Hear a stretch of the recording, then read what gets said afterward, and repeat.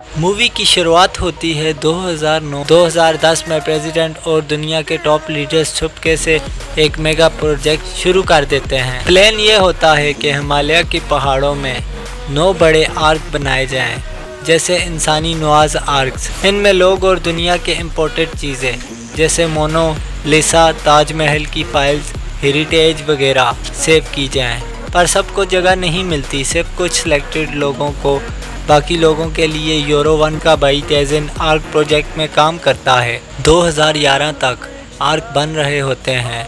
दुनिया भर की चीज़ें वहां भेजी जा रही होती हैं। प्रेसिडेंट की बेटी लॉरा भी इस काम में लगी है, लेकिन अब वक्त बहुत कम है। ज़मीन कब फट जाए, सुनामी कब आ जाए, किसी को नहीं पता। अब बात है 2012 की। जैक्सन एक छोटी मोटी ज़िंदगी जी रहा होता है। असल में तो वो एक साइंस फिक्शन राइटर है, लेकिन फ़िलहाल एक रशियन बिलियनर यूरी कपूर की लेमोजीन चला रहा होता है लॉस एंजल में।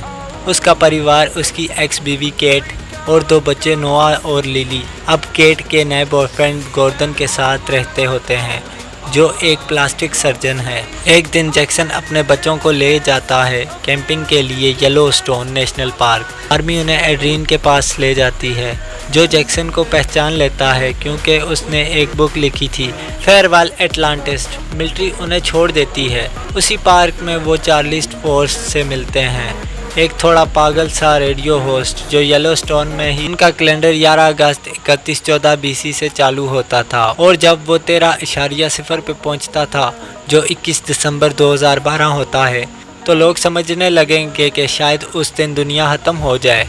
चार्ली कहता है कि सरकार सब जानती है, लेकिन आम लोगों से छुपा रही है। ये सीन फिल्म में एक ट्विस्ट लाता है, क्योंकि अब जैक्सन समझ जाता है कि कुछ बहुत बड़ा और बहुत बुरा होने वाला है। चार्ली फोर्स जो रेडियो होस्ट था, जैक्सन को ये भी बताता है कि जिन लोगों ने ये सच दुनिया के सामने लाना चाहा, उन सब को अलग अलग एक्सीडेंट में मार दिया गया। मतलब ये एक सीक्रेट कॉन्स्पिरेसी चल रही है जिसे गवर्नमेंट छुपाई बैठी थी। फिर एक भयंकर ज़मीन हिला देने वाला ज़लज़ला आता है लॉस एंजल में। जैक्सन अपने बच्चों को वापस घर ले जाता है। अब उसे पूरी तरह यकीन हो जाता है कि दुनिया वाकई ख़त्म होने वाली है। अब समझ में आता है कि आर्क चाइना में है, तो पूरी टीम नेक्स्ट स्टॉप लेती है लास वेगास। क्योंकि अब उन्हें बड़ा प्लेन चाहिए। छोटे प्लेन से चाइना नहीं जा सकते। लेकिन प्रेसिडेंट विल्सन, डैनी ग्लोवर रुक जाते हैं। वो वाशिंगटन DC में ही रुकते हैं ताकि अपनी लास्ट स्पीच नेशन को दे सकें, एक सच्चा नेता बन के। वो दुनिया को अलविदा कहते हैं, लेकिन तभी ज़मीन की क्रस्ट काफ़ी हद तक शिफ्ट हो जाती है। उनमें प्रेसिडेंट विल्सन भी शामिल होते हैं। एड्रीन का एक वादा टूट जाता है।